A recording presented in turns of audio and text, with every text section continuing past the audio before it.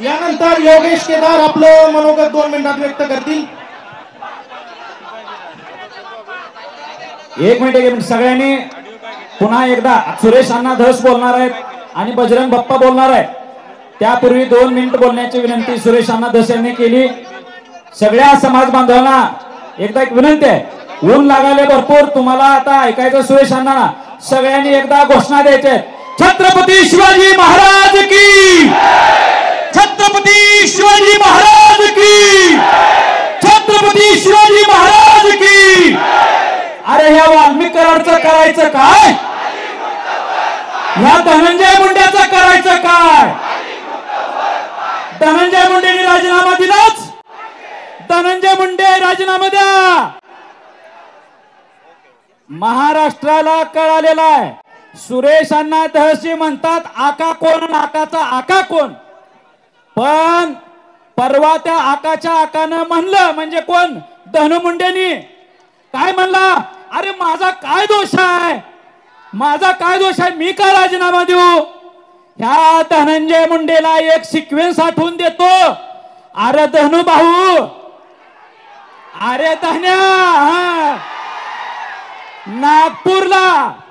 नागपूरला ह्या धन्यानं काय म्हणला, पत्रकारांनी प्रश्न केला. कुणाला, धनुला. मग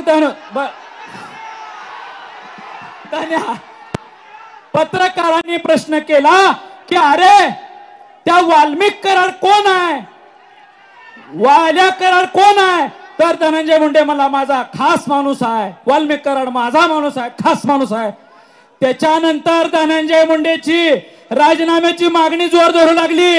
हा मंत्रिपदावर राहिल्यावर वाल्मिकला वाचवणार आहे असं सगळं महाराष्ट्राला कळायला लागलंय. मग देवेंद्रजी तुम्हाला काय लक्षात येईना हो, ह्या वाल्मिकला वाचवण्यात फक्त अण्णांनी उत्तर द्यावं आमचं समाजाचं. तुम्ही त्या वाल्मिक कराडला फक्त खंडणीच्या गुन्ह्यातच का ठेवायला लागलाय. सवाल आहे समाजाचा, वाल्मिकला 302 मध्ये का नाही, वाल्म्याला मोक्कामध्ये का नाही. सुरेश अण्णांनी पण उत्तर द्यावं आता आणि देवेंद्र फडणवीस साहेबांनी पण उत्तर द्यावं. तुम्ही धनंजय मुंडेला मंत्रिपदावर ठेवल्यावर न्याय होऊ शकत नाही. अरे काल त्या पुण्यात येताना म्हणला एक जण, तुमच्या गाडीत धनंजय मुंडे कसे काय. म्हणला ते वाल्मिक कराड तुमच्या गाडीत कसा काय बसला. तर हे म्हणला वाल्मिकांना यायले होते, माझी गाडी बघितली, त्यांनी मला रस्त्यात हात केला आणि मी गाडी उभा केली आणि मी पुन्हा ह्याच्यात घेऊन गेलो.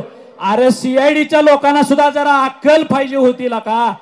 तुम्ही काय करायला पाहिजे होतं, कमीत कमी गेटवरती अडवायला पाहिजे होतं त्या वाल्मिक कराडला. त्याची गाडी पोर्च पर्यंत आतमध्ये नेली, म्हणजे जणू काय ह्यानं लय जागीरदाराच्या अवलाद गेली. अरे तुमच्यातल्या उणिवा किती सांगाव्या, पण आता वेळ नाही. पोलिसांच्या कर्तृत्वावर आम्हाला शंका नाही, पण सरकारमध्ये काही लोक त्याला वाचवायला गेलेत हा संशय आमच्या समाजाचा आहे. ह्याचं उत्तर सुरेश भाऊने दिलं पाहिजे. एवढंच बोलतो आणि 2 मिनिटात माझं भाषण बोलू का. एकच वाक्य बोलतो, लोकांची मागणी आहे. अरे त्या अजित दादाला दादा म्हणते ते रे. अजित पवार, तू जर खराच दादा असतील, अजित पवारला चॅलेंज आहे पुण्यात उभारून, त्याच्या पुण्यात उभारून चॅलेंज आहे. ए दादा, तू जर खरा दादा असतील, मराठ्याच्या औलाद असतील, अजित पवार मराठ्याची औलाद असेल तर त्यानं धन्या मुंड्याचा राजीनामा घ्यावा. काय म्हणतो, काय म्हणणार. देवेंद्र फडणवीस साहेबांनी सुद्धा अजित पवारला सांगावं, अरे एक वेळ आम्ही कधी पंकजा मुंडेंचा राजीनामा मागितलाय का. आता पंकजा ताईवर कोण संशय घेतलाय का. धन्या मुंडेवरच का बरं घालाय. सगळ्या उगमाचं स्थान धनु मुंडे जर असेल तर अजित पवारांनी मर्दुमकी दाखवावी. अजित पवारांनी मराठ्याचं रक्त असल्याला दाखवावं ना, आता त्याचा राजीनामा घ्यावा. त्याच्याऐवजी कुणाला बी द्या. आता लय लोकप्रतिनिधीचा पुळका आलेला आहे तुम्हाला. खासदार साहेबांचा ऐकायचा आहे, आमदार साहेबांचा ऐकायचा आहे.